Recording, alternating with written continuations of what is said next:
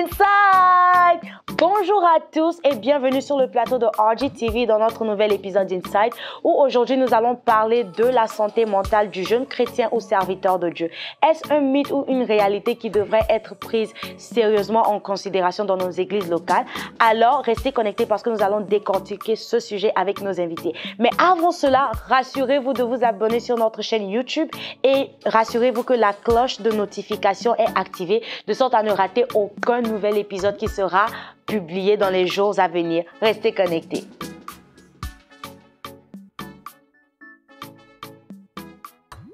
Alors, encore une fois, bienvenue sur le plateau de RGTV dans notre nouvel épisode d'Inside. Aujourd'hui, étant donné que nous allons parler de la santé mentale du jeune chrétien ou serviteur de Dieu, j'ai avec moi des invités exceptionnels avec qui je vais pouvoir décortiquer ce sujet. Alors, la première personne que je voudrais saluer, c'est Déborah. Salut. Alors, bonsoir Déborah. Bonsoir. Content de te revoir. Moi de même. Je suis très contente de te revoir. Ça fait longtemps que je t'ai vu. Les gens disent souvent qu'on se ressemble, mais pas du tout. Ça fait longtemps que je l'ai vu et tout ça. On se connaît pas. Alors, tu es prête à débattre avec moi? Oui. OK. La deuxième personne, si vous vous rappelez très bien, dans notre tout premier épisode d'Inside, on avait eu le privilège de la recevoir comme notre toute première invitée. Aujourd'hui, elle a accepté encore mon invitation. C'est la servante de Dieu adoratrice, hairstylist, make-up artist, Keren Beleke. Hello. Bonsoir, bonsoir, Kéké. Bonsoir, ça va? Je suis très contente de te revoir encore Moi une de fois. même. En fait, tu t'es habillée comme tu m'avais habillée le premier show. Mais je sais, je suis un peu tes pas là. Ah, mais c'est toi qui m'avais habillée. C'est toi qui m'avais habillée. Mais tu étais plus belle avec. J'essaie d'être humble. Mais merci beaucoup. Content de te revoir. Moi OK, le dernier invité que nous avons, il nous vient tout droit de Paris. On dit quoi? Ici, c'est Paname, non? Yeah. Et c'est un berger d'église. Il est le berger de l'église ICOF Paris en France. Il est un serviteur de Dieu. J'ai écouté ses prédications. J'ai été bénie. Et aujourd'hui, il va discuter de ce thème avec nous. Alors, bonsoir, Jérémy. Bonsoir. Bienvenue sur notre émission. Merci beaucoup et merci aussi pour l'invitation et merci à Dallas de m'avoir reçu. Merci beaucoup d'avoir honoré mon invitation. Alors, sans pour autant plus tarder, nous allons parler de notre thème du jour, qui est la santé mentale du jeune chrétien, du jeune serviteur. En 30 secondes, je vais commencer à tour de rôle. Je commence par toi, Keren. Définis-moi, c'est quoi la santé mentale? Alors, déjà, merci pour l'invitation. Ça fait vraiment plaisir de rentrer encore ici. Alors, si je peux juste donner une définition un peu bref, je dirais que l'aspect mental, ou bien la santé mentale, c'est un état psychologique et qui un peu, en quelque sorte, qui résume un peu beaucoup de choses, que ce soit social, l'aspect social, spirituel, comme tu le veux, mais c'est plus, ça démontre plus le côté psychologique de la personne, le mental, comment est-ce que la personne pense, comment est-ce que la personne agit, les réactions, un peu de tout. Et toi, Déborah? Comment je perçois la santé mentale, c'est le bien-être émotionnel, le bien-être psychologique et le bien-être social. Comment est-ce qu'on se comporte en société, nos émotions, nos sensations, etc. Et toi, Jérémy? Bon, elles ont tout dit, hein, mais j'appuierai également sur le bien-être, mais aussi de manifester son potentiel. Parce qu'on se rend compte que plusieurs personnes, lorsqu'elles exploitent leur potentiel, c'est qu'elles ont une... Mais bon, on en parlera bien comme il faut. Donc, si je peux un peu rebondir sur eux, c'est vraiment, sur ce qu'ils ont pu dire, pardon, c'est vraiment d'exploiter son potentiel pleinement. Alors, ma prochaine question est celle-ci. Je voudrais commencer par toi, Jérémy. Pourquoi est-ce qu'au jour d'aujourd'hui, au XXIe siècle, la santé mentale est encore un sujet tabou parmi les chrétiens, surtout les jeunes serviteurs? Premièrement, pourquoi? Parce que, comme vous le savez, dans l'Église, l'un des grands problèmes qu'il y a eu, c'est qu'on a parlé soit que de l'esprit, ou soit certaines églises ont parlé que des choses terre à terre, donc la bénédiction, et ils ont négligé en fait le côté un peu âme, un peu psychologique. Donc je dirais que ça part déjà de plusieurs racines même ecclésiastiques. Voilà pourquoi à l'heure d'aujourd'hui, lorsque certaines personnes, on parle un peu de la santé mentale, on dit voilà, cette personne est un peu faible, donc voilà un peu ma réponse en bref. Et toi, Keren, qu'est-ce que tu penses de cela?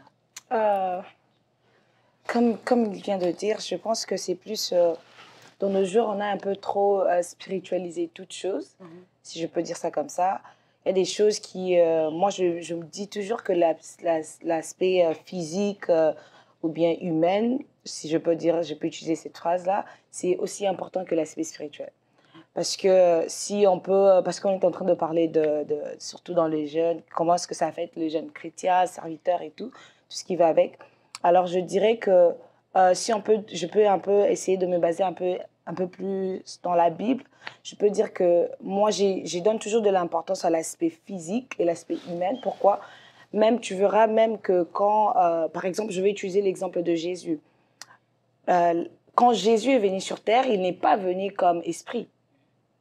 La Bible déclare que il a été su d'une femme. Il vient d'une femme. C'est une femme. C'est au travers de cette canal-là que le Seigneur a décidé Dieu le Créateur a décidé de faire que Jésus puisse sortir de cette canal-là. Donc, il a donné de l'importance à l'aspect humain, à l'aspect physique. Donc, lorsque de nos jours, c'est un peu un sujet qui est vraiment tabou, je me dis qu'on ne comprend pas en fait le côté là. Parce que je me dis que si Jésus pouvait être là comme esprit, pourquoi est-ce qu'il a dû venir comme chair? C'est parce que Dieu donnait cette importance-là. Et tu peux voir qu'il pouvait directement, comme on peut dire, being born et directement grandir et tout. Mais il a dû passer par ces processus-là, par cette étape-là de la croissance pour qu'il puisse devenir le Jésus que nous parlons aujourd'hui. Alors, je vais finir rapidement avec toi, Déborah. Je pense que c'est tabou parce qu'on a perdu de vue que l'homme, il est tripartite. Comme les hommes de Dieu ont l'habitude de le dire, nous sommes des esprits, on a une âme et on vit dans un corps. Et même à l'université, les psychologues, les sociologues te diront que l'esprit, l'âme et le corps, they are interconnected. So one cannot exist without the other one. Et une chose aussi qui rend ça tabou, c'est que, comme Keren vient de le dire, on a tellement spiritualisé les choses, on est tellement dans l'esprit qu'on oublie qu'il y a ce côté-là humain. Donc, on veut plus s'attacher à notre divinité et on oublie le côté humain. Et une chose aussi que je me dis, c'est qu'être des hommes de foi, des hommes qui font confiance en Dieu et qui font confiance au Saint-Esprit, ne fait pas de nous des hommes qui vivent dans le déni. Qu'est-ce que je veux dire par là? Moi qui reconnais ce qui se passe, il y a la vérité et puis il y a la réalité. La vérité, c'est ce que Dieu me dit à travers les Écritures ou les paroles qu'il pourrait me donner dans le secret. Et la réalité, c'est ce que je vis là. Maintenant, il y a une imbalance là. On est trop attaché à la foi, ce que Dieu a dit, et on oublie que voilà, la réalité est que je me sens triste, je me sens en colère. Exactement. Et le fait d'ignorer cela, ça, it mess up your mental health. OK, vous tous, vous avez dit de manière unanime que la raison pour laquelle c'est un sujet tabou, c'est parce que nous avons négligé l'aspect humain. Mais aujourd'hui, je prends mon exemple. Moi, Divine, je vais dans une église locale, peu importe la dénomination, je m'adresse au pasteur, à l'ange de la maison, je lui dis que j'ai un problème de santé mentale. La réaction immédiate qui va suivre mon problème, c'est agenouille-toi, je vais prier et il peut commencer à chasser le démon. Alors, où est la place de la spiritualité là-dedans? Là, je vais commencer avec Jérémie. Il faut savoir que au niveau de la santé mentale, il y a l'aspect spirituel qui est là, mais aussi l'aspect humain. Il y a pas mal de personnes qui ont hérité un peu d'un esprit de dépression à cause de certains liens de famille, mais aussi à cause de certaines circonstances parce qu'ils n'ont pas reçu Christ. Maintenant, il faut savoir que lorsqu'on est chrétien, rempli du Saint-Esprit, lorsqu'on a reçu Christ, on a été baptisé d'eau. Maintenant, un esprit impur ne peut pas maintenant nous posséder, mais il peut nous oppresser. Et avec expérience, j'ai eu à constater que plusieurs esprits peuvent maintenant, pas nous attaquer directement, mais ils vont utiliser les circonstances autour de nous pour maintenant, à ce que la pensée dépressive puisse se manifester, afin que toutes ces choses puissent se faire. Maintenant, c'est à l'homme de Dieu d'avoir le discernement. Est-ce que là, c'est le côté de l'esprit? Est-ce que là, c'est le côté de l'âme? Ou est-ce que là, c'est le côté simplement que humain? Donnons-nous un exemple. Une personne qui va échouer par exemple, un truc dont elle attendait depuis un bon moment, elle sera découragée. Mais après le découragement c'est humain. Mais après ce découragement, est-ce que tu vas laisser la porte ouverte maintenant à l'esprit qui peut venir ou tu vas te relever et puis voilà, c'est un peu ça que je voulais partager avec vous. Et toi, Karen? Je dirais presque la même chose. Presque la même chose, comme il vient de dire. C'est en fait, moi, je me dis que l'aspect, le côté humain, ou bien de la personne, ou bien c'est une réaction qui est normale, complètement normale. C'est maintenant, comme il vient de dire, c'est maintenant à l'homme de Dieu de comprendre qu'est-ce que je suis en train de dealer avec. C'est parce que, bien sûr, c'est important toujours de regarder. Moi, c'est une chose que je ferais en fait. C'est une chose que c'est important de regarder cet aspect-là spirituel, mais il faut aussi savoir que si le mental de la personne, même du côté quand il s'agit de prier pour une personne, tu es en train de rendre ministère à quelqu'un, si la personne elle-même, elle n'accepte pas ce que tu es en train de faire, ça n'a pas d'impact en fait. C'est pour ça c'est important. J'ai suivi un homme de Dieu qui a dit une fois, il a dit c'est important pour un homme de Dieu, en quelque sorte, d'être un peu un psychologue en même temps. De savoir de quel genre de personne que je suis en train de dealer avec. C'est aussi la même chose quand nous sommes en train de prêcher ou bien de chanter des choses comme ça. En fait, on est en train de... On s'adresse à l'audience par rapport... si tu connais bien ton audience, je vais rephrase that. Si tu connais bien ton audience, tu vas comprendre et savoir comment mieux t'adresser à eux. Par exemple, si la même manière, je vais parler aux jeunes gens, ça ne sera pas la même manière que je parlerai aux grandes personnes, tu vois. So, je pense que c'est aussi important que l'homme de Dieu puisse être un peu souple de ces côtés-là, de comprendre que non, je suis en train de dealer avec de quel genre de personne que je suis en train de dealer avec, c'est quoi son mental, comment est-ce qu'elle pense, qu'est-ce qui se passe en fait dans l'instant-là même, you know. Mais c'est toujours important de garder ces côtés-là de la prière. Yeah. Et toi, Déborah? Je suis tout à fait d'accord avec ce que le berger dit. C'est juste une question de discernement. Parce que lorsque même on fait des recherches sur la santé mentale, il y a différentes maladies. Like American, they call it mental health disorder.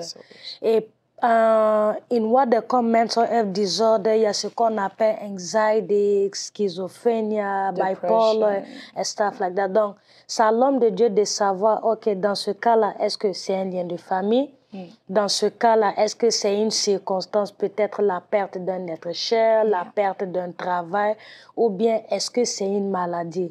Moi, j'étais surprise il n'y a pas longtemps de savoir que l'anxiété, surtout quand c'est chronique, c'est une maladie en fait.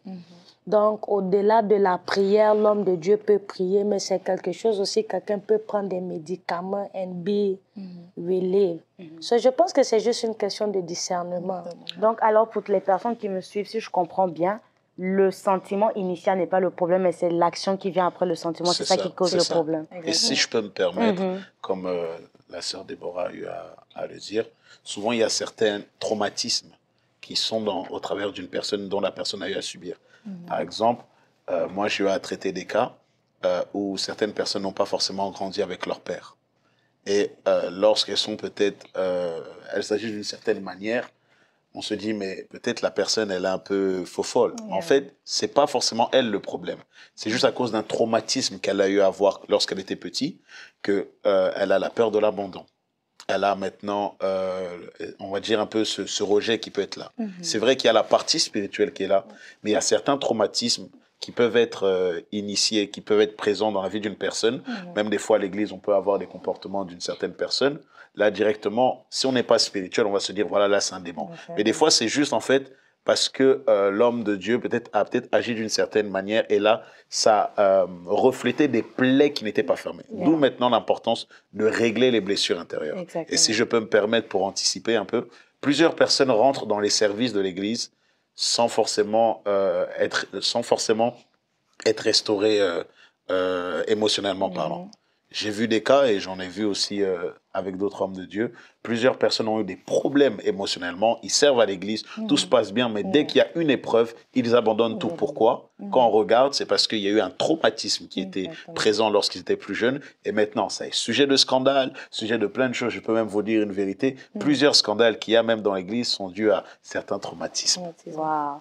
Alors, ça, c'est ma question parce que, comme on dit, je suis la voix du peuple, au fait. Rappelons-nous que nous parlons du jeune chrétien, le jeune serviteur de Dieu. Et nous savons qu'il y a plusieurs causes de dépression. Le travail, de problèmes de santé mentale, le travail, un problème financier, un problème relationnel et tout. Mais aujourd'hui, si tu demandes à beaucoup de jeunes chrétiens, de jeunes serviteurs, ils te diront que l'une des causes de leurs problèmes, de leurs problèmes de santé mentale, c'est les églises où ils vont. Alors, selon vous, pensez-vous que les églises sont responsables aussi ou jouent un grand rôle dans la santé mentale de chaque individu? Silence. Berger, à vous, c'est ça. Je ne désigne personne, désignez-vous entre vous. Je dirais oui et non. Pourquoi? Parce que lorsqu'une personne vient, lorsqu'elle est en Christ, elle vient déjà avec son background. Maintenant, il faut savoir que toutes les églises ne sont pas les mêmes. Il y a certaines, moi personnellement, le pasteur que j'ai eu, c'était un pasteur blanc. Donc ça veut dire que l'approche était peut-être différente. Maintenant, j'ai eu à constater que plusieurs qui pouvaient être dans des églises congolaises, l'esprit de dépression pouvait être très fort. Pourquoi? À cause de la jalousie, à cause du regard, à cause du jugement. Lorsque le jeune chrétien vient, il est dans sa tête, tout le monde va m'aimer, tout le monde va m'apprécier, tout le monde va être là pour moi, etc. Mais des fois, lorsque la personne commence à monter et elle voit qu'il n'y a pas forcément l'amour, la personne commence à se renfermer sur elle-même. Et d'ailleurs, même l'homme a été créé pour recevoir de l'amour. Ça, c'est très important. Lorsque Adam a été créé, la première des choses que Dieu a eu à lui donner, c'est son amour par sa présence dans le jardin d'Éden. Vous voyez un peu? Et souvent, je pourrais dire que l'Église peut être indirectement responsable, mais l'Église n'est pas que responsable. L'Église est comme un hôpital. Donc, chacun vient avec sa plaie. Chacun vient avec la chose qu'il a. Mais je dirais que si on met tout sur le dos de l'Église, ça serait trop facile. Ça veut dire que à chaque fois qu'il y a un problème, voilà votre pasteur, voilà votre église qui est ça. Or qu'il y a certaines personnes qui ne se rendent même pas compte que leur enfant a un problème comme ça. Pourquoi? Parce que le père n'a pas donné d'amour. Il y a des filles qui ont été engrossées, il y a des filles qui sont allées voir à gauche, à droite. Pourquoi? Parce que leur père ne leur ont pas donné cet amour. Et maintenant, on commence à dire, voilà, toi tu es trop à l'église, tout ça, tout ça. Or que cette personne veut juste en fait combler en fait ce vide qui est au-dedans d'elle. Alors, ladies, moi, je dirais oui et non à la fois. Pourquoi? Parce que, comme le berger vient de le dire, c'est pas réaliste. OK, let me rephrase that. Là où il y a les êtres humains, problem are bound to happen. Que ça soit à l'école, que ça soit au travail. Aussi longtemps qu'il y a un être humain, il y aura un problème. Bon. C'est vrai que dans certaines églises locales, je peux avoir peut-être un conflit avec telle personne et ça affecte mon moral. Mais quand on se met aussi dans la position de victime, je trouve qu'il y a un problème. Et d'un point de vue biblique, les personnes qui ont tendance à toujours blâmer les autres, c'est à cause du pasteur que je suis comme ça, c'est à cause du frère. Quelque part, désolée de le dire, mais c'est aussi une certaine forme de lâcheté. Là, tu ne peux pas vivre toute ta vie. Non, c'est comme ça que... C'est comme je m'attendais pas. C'est comme ça que je vois ça. Pourquoi j'ai dit ça? Parce que, il fut un temps, je m'étais retrouvée dans une position, je me sens comme ça à cause de tel. Je me sens... Et puis, j'étais là, j'ai dit non, je suis fatiguée de tout le temps accuser les autres, je suis tout le temps fatiguée de mettre mes fardeaux sur les autres. D'un point de vue biblique encore, Jésus dit que celui qui veut me suivre prenne sa croix et me suivre. Maintenant, si tu es toujours là en train de sortir.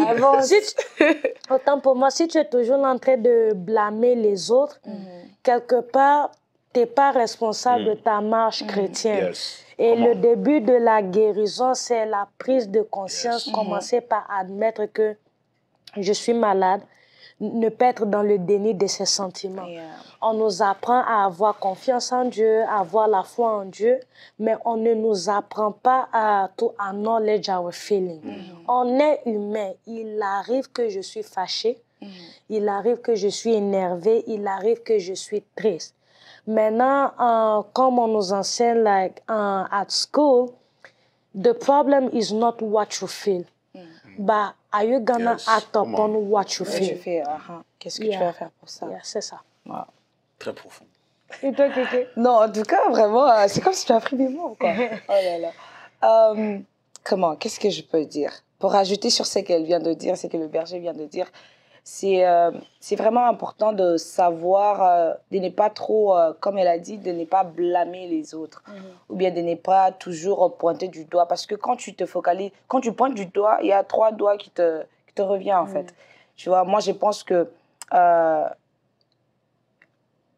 nothing will happen to you unless you allow it. You know? The most important thing, la chose la plus importante, c'est de savoir, de se connaître soi-même et de savoir c'est quoi d'abord mon problème. Parce que moi, je me dis que des fois, on attire aussi, il y a certains problèmes qui nous arrivent. C'est pas toujours les côtés là spirituels, mais c'est aussi la personne que tu es, la personne que tu reflètes. Je suis désolée, mais si tu as un mauvais comportement, tu vas t'attendre à ce que les gens puissent te manquer du respect. Si tu ne me respectes pas, tu respectes pas d'autres personnes. En fait, c'est la chose que tu donnes, c'est en fait la chose que tu vas recevoir en quelque sorte. Donc, je pense que c'est important de faire cette intro.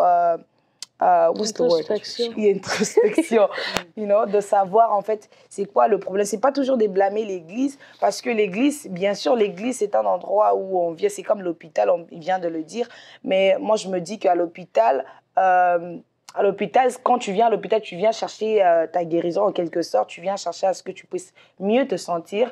Mais si tu y es là, tu prends des médicaments par exemple, tu prends des médicaments contre cette maladie-là, et toi-même, tu es là, tu viens encore, t'es connecté avec quelque chose, à d'autres infections, je suis désolée, tu ne vas pas guérir. Donc, it's important, c'est vraiment très important de savoir, est-ce que c'est moi le problème? Qu'est-ce que j'ai en fait? Parce que, comme elle vient de dire, the first step towards healing, towards escaping all of that is acknowledging your problems, acknowledging what you're going through and how you feel. C'est ça, moi je pense que le grand problème, c'est, on est un peu, what's the word? We're very proud when it comes like you feel like you cannot speak, when you're not okay, you cannot say it because you have to keep you have to maintain a certain standard, you have to look a certain way. So that's a problem that a lot of people are dealing with. Mais que vous avez dit, l'une des façons de guérir, c'est de ne pas accuser les autres. Mais je viens, je suis membre de l'église. Je viens, je te dis que je suis déprimée parce que tel frère ou telle soeur m'a mal parlé ou bien ils se sont comportés comme ça. Ça, c'est me victimiser. Moi, si tu viens me dire ça, la première question, qu'est-ce que tu as fait? Qu'est-ce qui s'est passé? Je suis d'accord avec elle. Parce que, je suis désolée, mais les gens ne sont pas fous de venir, to just walk up to you, il te manque de respect. Qu'est-ce qui s'est passé? Parce que la plupart des fois, tu vas remarquer que quand on vient pour donner en fait en quelque sorte des rapports, dire que voilà ce qui s'est passé et tout ça, on garde toujours ces côtés-là de l'authenticité de l'histoire en fait. Qu'est-ce qui s'est passé réellement? Comment est-ce qu'on est arrivé jusqu'à ces points-là? Et tu vas te rendre compte, la plupart des personnes qui viennent chez toi et te demandent que ce soit de conseils ou bien te disent que voilà ce qui s'est passé, et cherchent, pour savoir que c'est vrai, cherchent toujours à comprendre c'était quoi leur part, qu'est-ce qu'ils ont eu à ajouter dans la chose. Par exemple, la personne te vient, non, il y a le frère là qui m'a manqué du respect, je suis désolée, le frère n'est pas fou. Qu'est-ce que tu as fait? Oh non, en fait, moi j'étais juste là, par exemple, j'ai toisé le frère. Ou bien j'ai regardé le frère d'une certaine manière, tu vois un peu. So, je pense que it's very important to know both stories and to make sure that the person is real. To know that, OK, tu viens me dire que c'est ça le problème, qu'est-ce que toi tu as fait? Parce que tu vois, il y a d'autres personnes, ils peuvent te dire que, ah, voilà ce qui s'est passé. Mais même toi-même, tu connais, je dis, la sœur, là, quand elle vient me dire ça comme ça, là, elle sait qu'au-dedans d'elle-même, elle sait qu'elle a fait quelque chose. De fois, on sait. Tu vois, tu viens nous dire, non, le frère, là, m'a manqué de respect. On sait que c'est facile pour toi de répondre, genre. On sait que c'est facile pour toi de lash out. So it's like, on t'écoute. C'est pas parce qu'on t'écoute qu'on te croit, forcément. On t'écoute parce que c'est notre travail, en quelque sorte, de t'écouter. Mais c'est... Je voulais rajouter quelque chose. Ajouter sur ce qu'elle a dit, quand il y a un problème entre 2 personnes, il y a 2 versions. Quand il y a un problème entre 3 personnes, il y a 3 versions. Et même si le nombre augmente, c'est le nombre de versions que tu as. Donc, tu viens, tu me dis, ok, voilà, telle personne t'a fait ça, ok. Comme elle a dit, mon premier réflexe de savoir qu'est-ce que tu as fait, quelle est la circonstance qui a occasionné cela. J'ai eu à rencontrer certaines personnes qui diraient, moi je comprends pas, ici on me manque de respect et tout ça. Mais moi, tu me mets dans le même environnement, avec le même type de personne dont il se plaint, j'ai pas de problème. Mais vous êtes différents. Justement. Donc, c'est la différence qui fait que tu n'es pas forcément innocent. You cannot... Non, mais tu t'apprends bien là. Oh là. La différence, c'est la différence là qui fait que tu n'es pas... Autant pour moi, tu n'es pas totalement innocent et tu as ta part de responsabilité. Elles ont eu à manifester cela. C'est que dans l'histoire, on va toujours diminuer nos défauts. On va grandir les défauts des autres. Vous voyez un peu? Regardez, on a un peu cette histoire, un peu ce qui se passe, que ce soit dans l'église en général. C'est que lorsque moi, je peux voir le chiffre 6, la personne va voir le chiffre 9. Maintenant, tout dépend de la qualité du service. Et surtout, il faut aussi poser la question, comme Karen l'a fait comprendre, lorsqu'il y a eu telle histoire, toi, qu'est-ce que tu as fait? Moi, plutôt, quand il y a ce genre de choses, je dis, toi, qu'est-ce que tu as à te reprocher? D'ailleurs, même la Bible dit ceci, lorsqu'il y a un problème, premièrement, parlez déjà 2 à 2. Si la personne maintenant refuse, prenez une 3e personne. Si la personne est encore comme cela, allez voir maintenant l'autorité maintenant de l'Église. Vous voyez un peu? Et c'est un peu ce que Salomon a eu à faire. Lorsque ces femmes se sont présentées, c'est mon enfant, c'est mon enfant. Salomon dit, ok, no problem. Il a pris l'épée, il a voulu couper l'enfant en 2. Et la vraie mère maintenant s'est manifestée en disant, écoutez, prenez l'enfant. Vous voyez un peu? Et souvent, il faut aussi avoir le discernement. Il y a certaines personnes qui sont là à nous dire, oh, mais telle chose, telle personne a eu à me faire ci, à me faire ça. Mais comme Karen a eu à dire, on connaît, on te connaît. On te connaît, on sait comment tu es. Et puis, ce sont les premiers à toujours rapporter. Les autres courent. Et le pire, c'est que maintenant, si maintenant, aujourd'hui, toi, tu fais une faute, ce sont les mêmes gens qui vont t'exposer. Exactement. Waouh. Donc, c'est la différence qui fait que... C'est la différence, amen.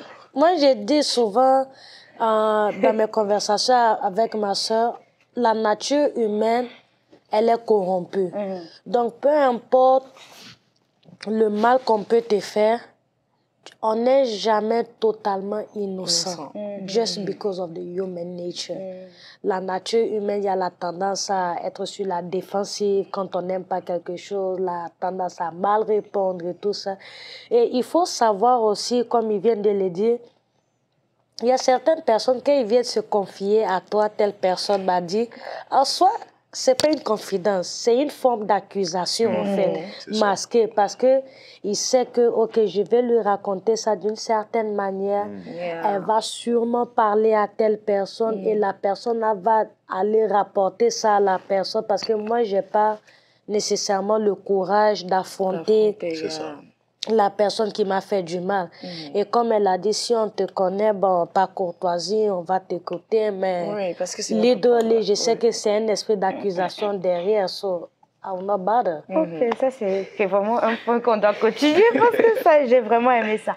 Alors, pensez-vous qu'un jeune chrétien, un jeune serviteur rempli de puissance, rempli de réma, rempli de versets bibliques, peut aller voir un psychologue? Je vais commencer ici. That's a trap. It's a trap. It's a trap.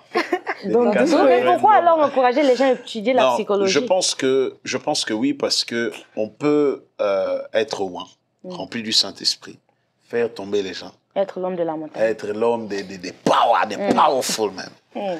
Mais avoir des problèmes psychologiques. C'est réel. Je dirais même que la première porte de la spiritualité, c'est l'étape psychologique. Vous comprenez un peu? Regardons un peu ceci. Attendez, j'y viens. Il arrive. C'est ton élément. Regardons un peu. Observons un peu le cas de Judas. Quelle était la différence entre Pierre et Judas? Ils ont eu le même père spirituel, si on peut dire ainsi. Ils étaient dans le même élément. La différence, c'était que Judas était trésorier. Maintenant, lorsque Judas le diable a fait son travail au travers de lui. Les remords étaient tellement forts sur Judas que qu'est-ce qu'il a fait? Lorsqu'il est parti voir maintenant les gardes en disant, voilà, j'ai le sang d'un innocent a coulé, etc. Qu'est-ce que les autres ont fait? Ils ont dit, mais gros, c'est ton problème. Voilà quoi. Et eux-mêmes d'ailleurs, les responsables disaient qu'on ne peut pas prendre cet argent parce que c'est le sang d'un innocent qui a coulé. Donc ils l'accusent comme ça et ils disent l'argent qui est là, on ne va pas le prendre parce que c'est le sang d'un innocent. En d'autres termes, lorsque nous regardons bien, parce que j'ai étudié l'histoire de Judas, on regarde bien que Judas psychologiquement était très faible. Souvent lorsque les gens peuvent commettre un péché, ils ont cette, comment je peux dire ça, ces remords. La Bible déclare ceci, il est juste et fidèle de nous pardonner nos péchés si nous les confessons réellement. C'est une foi. J'ai la foi en ce verset. Mais maintenant, il y a certaines personnes, lorsqu'elles peuvent commettre des erreurs, c'est comme si le monde est tombé sur leur tête. Et lorsqu'on regarde, on voit qu'il y a un grand problème psychologique qui est là. Et pour revenir dans notre élément, tu peux faire tomber les gens, mais tu peux être, si je peux dire, il y a ce shadow de la dépression qui peut être autour de toi. Ok. Rapidement, comme on n'a plus assez de temps, je vais venir de ce côté-là. Le côté, l'aspect psychologique, c'est vraiment très, très important. Je parle même de la croissance, même pour ta croissance spirituelle. Si ton mental, ton côté psychologique n'est pas assez équipé ou bien n'est pas assez fort, tu pourras pas. En fait, moi, j'ai eu une chose que j'ai compris. Et il y a un homme de Dieu qui m'avait parlé de ça aussi. Il a dit une fois, il m'a dit, si ton mental n'est pas assez fort, dans le ministère, tu vas échouer. Même dans la vie, tu vas échouer. Parce que tout ce que nous sommes en train de faire, en fait, ça tourne un peu autour de cela. Autour de cela. Et quand c'est faible, même ta manière de prier, je peux dire, parce que quand nous sommes en train de parler de la prière, même la Bible parle de différents types de prières. Nous parlons du parler en langue et nous parlons de prière avec l'intelligence. Donc, nous voyons que prière avec l'intelligence, que tu le veux ou non, tu as besoin de tes pensées, tu as besoin de ton mental, tu as besoin que tu puisses être strong on that point. Mais si ton mental n'est pas bien...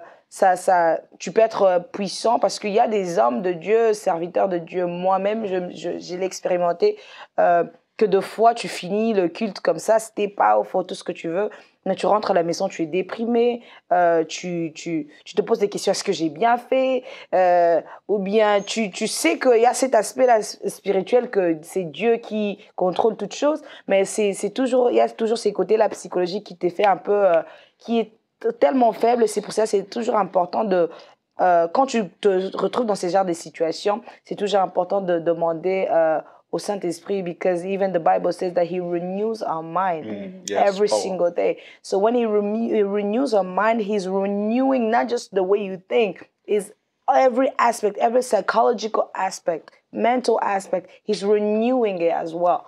So, yeah. Alors, rapidement, avec Déborah pour finir. Moi, je suis d'accord en ce qui concerne aller voir un thérapeute. D'un point de vue biblique, on dit la crainte de l'Éternel est le commencement de la sagesse ou de la science, indépendamment des versions. Et généralement, quand on parle de science, on voit intelligence, je veux dire. Donc, quand tu dis à quelqu'un ne va pas chez le thérapeute parce que tu as des problèmes mentaux, c'est un peu comme si tu dis à quelqu'un, ok, parce que j'ai la gastrite, ne va pas chez le médecin. Je ne sais pas si vous comprenez ce que je veux dire. Et puis, moi, pour ma part, je ne crois pas que Satan donne l'intelligence. Moi, je crois que Dieu, il est la source de l'intelligence. Non, Satan peut pervertir, mais il n'en est pas la source. Donc, je crois que Dieu a établi des personnes qui ne sont pas nécessairement prophètes, pasteurs ou dans les 5 ministères, mais Dieu a établi des personnes comme des docteurs, des avocats, des ingénieurs et même les thérapeutes également. Et il est important aussi d'utiliser leur expertise quand on en a besoin.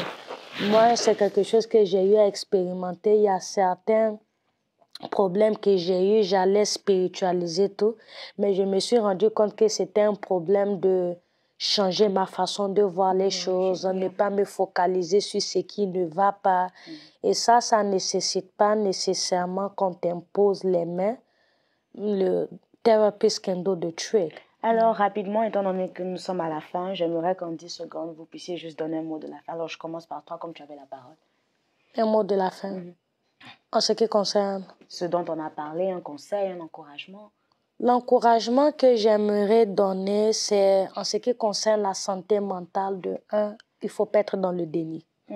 Il faut savoir reconnaître, admettre comment tu te sens, tes relations interpersonnelles et tout ça. Et la deuxième chose, ça c'est quelque chose que moi j'ai eu à faire.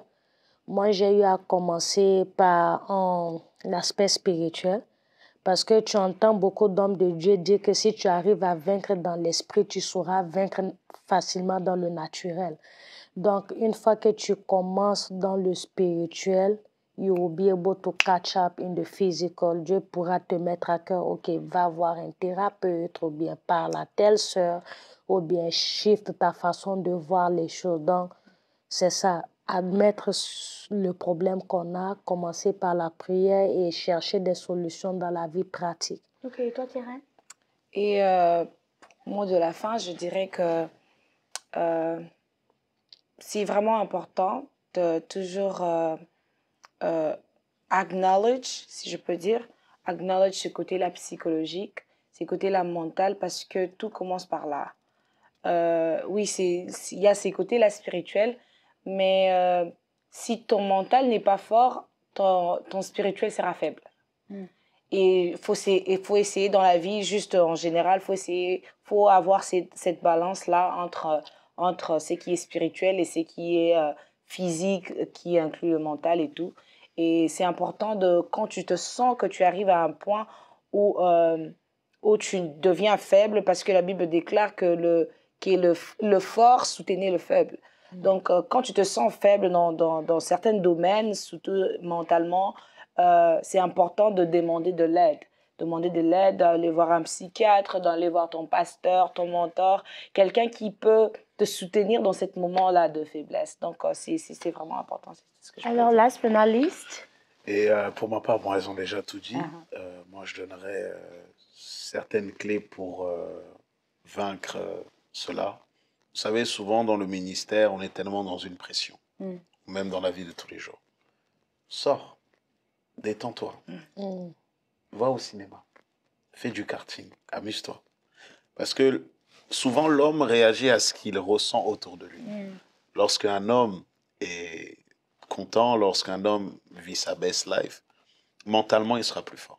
Vous voyez un peu? Moi, personnellement, à titre personnel, ce que je fais, c'est que j'ai peut-être des amis qui ne sont pas forcément chrétiens, mais je sais qu'avec eux, il n'y a pas de ministère. Il n'y a pas de berger, il n'y a pas de prophétie, il n'y a pas de... Non, je suis juste avec eux, on rigole, on échange. Des fois, avec un grand service, je suis fatigué, je n'ai pas envie de penser à la prochaine conférence ou au prochain voyage. Je suis là, hé les gars, venons, on va faire telle chose, telle chose. Et en fait, ça rafraîchit ma santé mentale. Sortez. Allez voir vos familles. Relax. Relax. Allez au spa. Massez-vous les pieds, c'est important. Exactement. Ok, Donc, nous voilà sommes... le mot de la fin. Merci beaucoup. Ok, nous sommes arrivés à la fin. Vraiment, merci beaucoup. J'ai vraiment beaucoup appris. Merci, Keren, Déborah, Berger, Jérémy. Nous avons été contents de vous avoir sur le plateau tous. Et rassurez-vous, avant que la vidéo ne se termine, que vous vous êtes déjà abonné et activé la cloche de notification de sorte à ne rater aucun nouvel épisode. Et à bientôt dans un nouvel épisode d'Inside. Bye bye.